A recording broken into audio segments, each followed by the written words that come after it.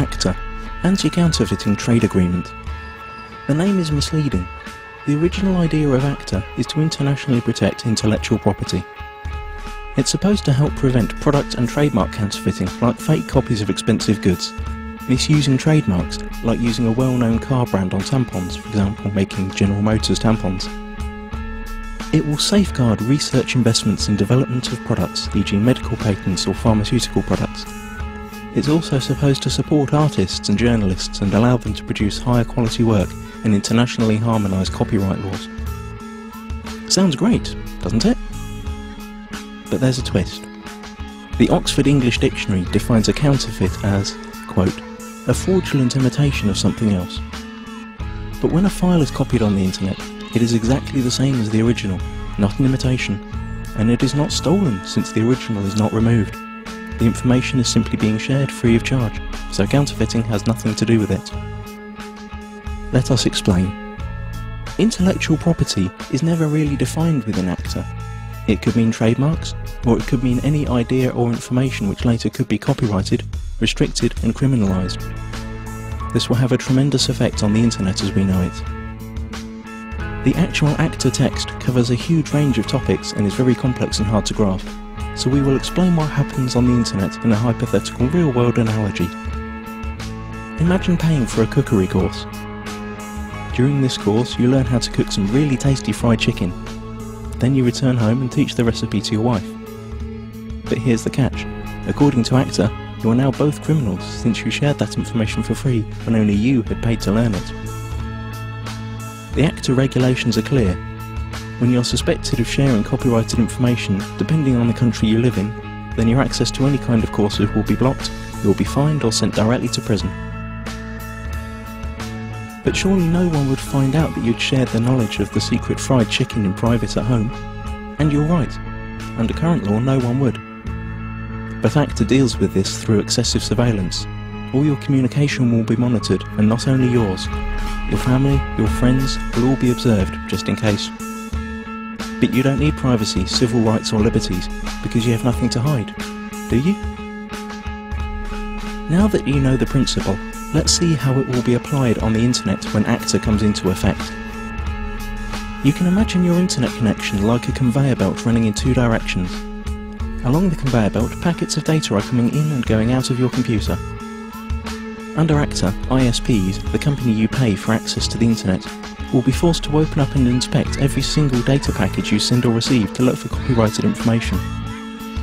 Send or receive copyrighted info several times and you could be disconnected from the internet or face criminal charges. That means if you send an MP3 to your friend through an instant messenger, upload a video of a party which played copyrighted music, or quote a copyrighted newspaper article in an email, you're gone. That's it. As if that wasn't enough, the information about the news article you sent via email will be sent to the publisher, and based on their claims you could be fined or sent to prison. ISPs will also be required to constantly check that no copyrighted material or links to copyrighted material are found anywhere on their servers. This will be fatal for sites that hold any kind of user-generated content, like music, pictures or video. How could YouTube or Twitter work under a law like that? So the internet as we know it is on the brink of destruction. But at least you'd think that the money from all these lawsuits would benefit creative people. But musicians, writers, movie makers, journalists, software developers and researchers also lose, because they are now held by the same rules.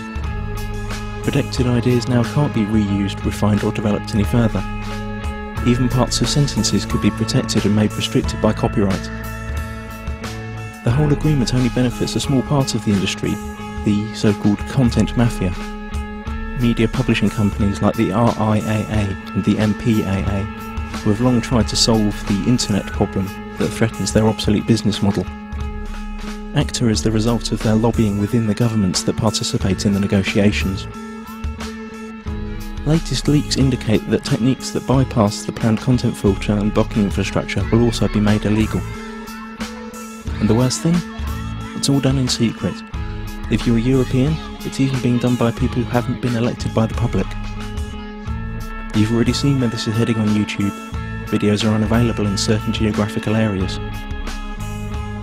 This obsessive copy protection is also a great tool for information suppression. Once all the internet filters and blocking techniques are in place, virtually all information tagged as copyright could be suppressed.